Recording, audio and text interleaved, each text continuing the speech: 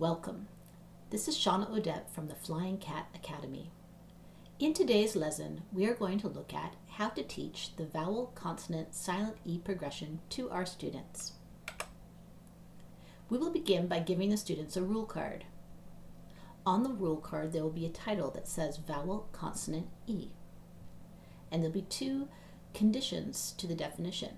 The first one is that we're looking for a syllable that has one vowel, followed by one consonant, followed by the letter E. The second condition is that the first vowel will be long in that situation, and the final E will be silent.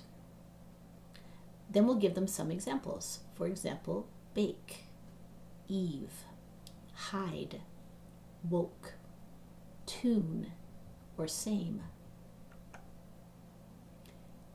And now we're going to scaffold, as we always do. So we'll get our letter cards or our magnetic letter tiles, and we will demonstrate the differences between closed syllables, as in the word not, and open syllables, as in the word no.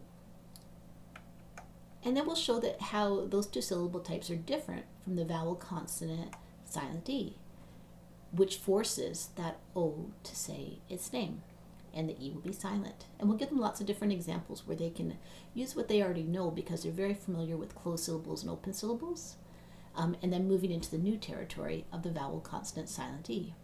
A word like hid would be a great closed syllable to start with. Then they can take away the D and make it into high, and then you can add the silent E and turn it into hide. Cut would be a closed syllable, and then when you add that E, it forces the U to say its name, and it becomes cute.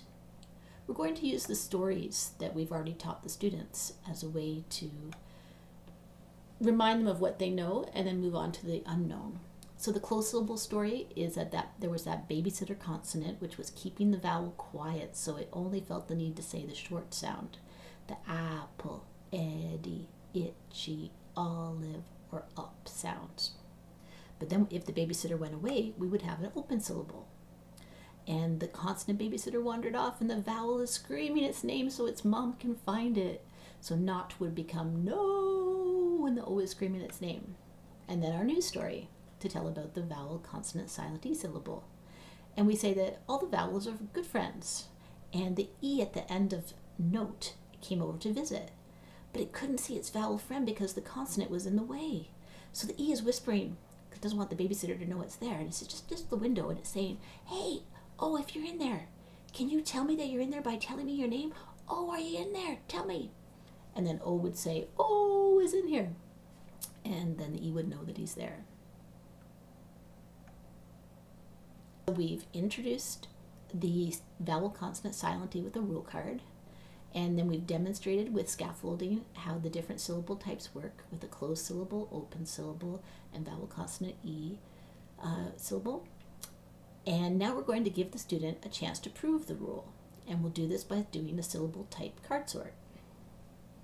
So there'll be 3 headers, and the first one will say closed syllable, and we'll have some examples such as at, pen, and sun written on the card. There will be an open syllable card with examples such as me and hi, and there'll be a vowel consonant silent E card with examples such as ate, joke, or hide. Then we'll have different cards at the bottom using real and nonsense syllables, and the student will sort them into the appropriate columns. So it would look something like this. And the student will be able to read these by this point, but they don't have to. Take a moment and pause the video here so that you can make a syllable card sort to prove the vowel consonant silent E syllable card rule. You'll need to make 3 header cards, one that says closed syllable, one that says vowel consonant silent E, and one that says open. And you're going to make some real words and some nonsense words so that the kids can sort into these different categories, different columns. And then you're going to be aware of the guiding questions that you're going to ask as the sort's happening. You'll say things like, are there 2 vowels in the syllable? Or is the first vowel followed by a consonant? is the consonant followed by an E. If all those conditions are present, the first vowel is long and the E is going to be silent. Pause the video here so that you can make your own syllable card sort. At this point in the progression, there's a moment in time where we come to, I always say, dun dun dun, the clouds part, and a great rule of English comes into play. There's only a few of these, but one is that English words don't end in the letter V. We have to introduce this idea that sometimes there's a silent E at the end of a word because it's forcing that vowel before it to say its name, and at other times it's doing a different job. And the different job is simply it's there so that the word does not end in V. So sometimes that silent E is there just to keep the V company so that it's not at the end. And there's even times where that E is doing both jobs. It's forcing the vowel to say its long sound, and it's also in a word that ends in V, and it's stopping the word from ending in V. So from this point on, when we see that there's a V, we're going to be thinking, well, which job is the silent E doing? Sometimes it's only keeping the V company in words like give, love, glove, have, and live. And you can hear that in all of those words, there's a short vowel sound. So those would have been closed syllables, but because we're not allowed to end in V, we have to put the E in there. And sometimes the E is doing two jobs, as in the word save, or brave, or five. And what I mean by the E doing two jobs is that that silent E at the end of the word save is getting the A to not only say its name, but its secondary function is that there's a V in that word, and we can't have an English word end in V, so the E is simply there to make that not happen. So two functions in the word save, brave, or five.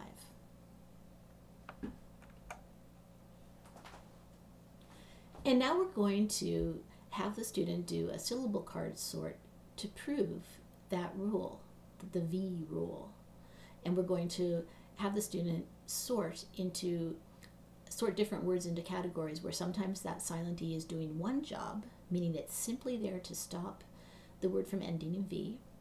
And then we're going to have words that are examples where the E is doing two jobs, where it's forcing the vowel before it to say its long sound, and is also stopping the word from ending in V. So all of the examples, all the word examples that you'll have here are ones that are real words, and they're all ones that will have a V in it. Vowel, consonant, silent E words. Give is only doing one job because that I is a short sound. So the only job the E is doing is stopping the word give from ending in V. Valve, have. Now in gave, you can hear that the A is a long sound, so there's two jobs being done by the E here. It's stopping gave from ending in V, and it's also forcing the A to say its long sound. Save, you can hear the long A sound in that word. So the E is doing two functions, stopping save from ending in V and also forcing A to have its long sound. And the same situation is in five, because you can hear the I is a long I sound, and then you also see that there's a V, and we can't have an English word end in V, so the E serves two functions. Pause the video at this time and make your own syllable card drill to illustrate this point. You'll make 8 to 12 syllable cards and have two header cards. One header card will say, is the E doing one job? The E is doing one job. And the second syllable card header will say E is doing two jobs. You can do that now. The next thing is that we'll move on to a syllable card sort. And we'll only use two syllables, and we'll put 8 to 12 syllable cards in two columns and lay them out in front of the student. We'll put the first syllables in the first column and the second syllables in the second. Then we'll have the student read through all the cards. The third step is that we'll ask the student to join the cards from the different columns together, and they'll make real words. Some students delight in making nonsense words. When the students make a word, you can ask the student to put it into a sentence. So lifetime could be put together. Fire swipe is not a real word, but they could, I remember when my son did this, and he liked making up new possible meanings of these nonsense words. Some kids like to do that.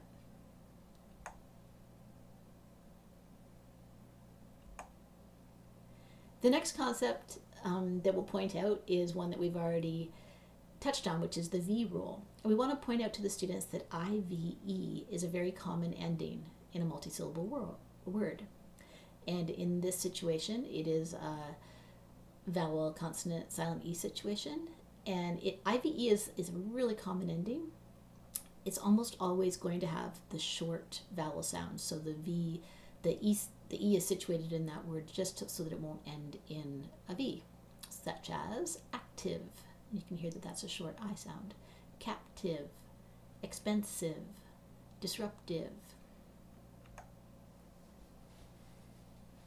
We will make a sort at this point, and we will have the students sort things into either closed syllable headings, open syllable headings, or vowel, consonant, silent E. And we'll use lots of two-syllable words to do this, like complete, mandate, decode, define. And once the student is showing some fluency there, then we can increase the size of the words, and we'll start doing three-syllable words. So compensate, regulate, contemplate. Then we will move on to suffixes. Adding the suffix that starts with a vowel to a vowel, consonant, silent E syllable. And the rule here is that if you have a base that ends in a silent E and the suffix starts with a vowel, you are going to drop the silent E on the base. So let's look at what that looks like. Remember that the rule was if the base ends with a silent E and the suffix starts with a vowel, we're going to drop the E on the base.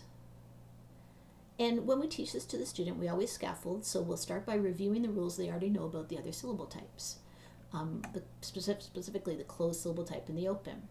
So they've just finished the open, so let's start with go. And we'll say, well, if we had go and we added ing, which is a suffix that starts with a vowel, what's the rule in open syllables? And they would remember that you just slap those two things together and you have going.